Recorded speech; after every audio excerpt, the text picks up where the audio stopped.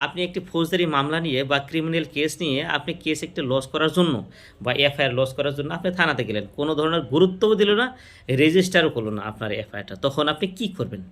তখন আপনি এসপি অফিসে যান, সুপারিনটেনডেন্ট অফ পুলিশ। তাকে আপনি জানান যে আমার কেসটা ওই ইনভেস্টিগেটিং অথরিটি বা থানাতে রেজিস্টার করে না ইচ্ছাকৃতভাবে, আর এটা আমার কেস ছিল।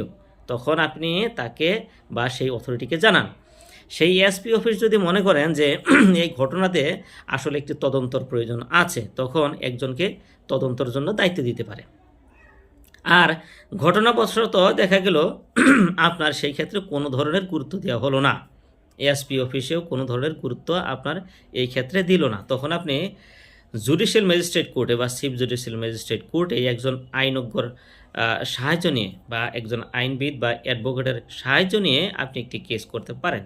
সেই কেসে সেই ম্যাজিস্ট্রেটে যদি মনে করেন যে আসলে আপনার এগেনস্টে অবিচার করা হয়েছে বা আপনি যে কেসটা লস করার জন্য আপনি থানাতে গিয়েছিলেন সেই কেসটা আসলে গ্রহণ করা উচিত ছিল, তখন এই ম্যাজিস্ট্রেটে একটি অর্ডার দিবে বা ডিরেকশন একটা দিবে যে আপনার কেসটা রেজিস্টার করা হোক। আর যদি কোনো সময় দেখা যায় সেনজিটিভ বিষয়ে, তখন পুলিশ বা সেই ইনভেস্টিগেটিং অথরিটির এগেনস্টে কোনো ধরনের অ্যাকশনও নেওয়া দেখা যায় এই ম্যাজিস্ট্রেট তরফ থেকে।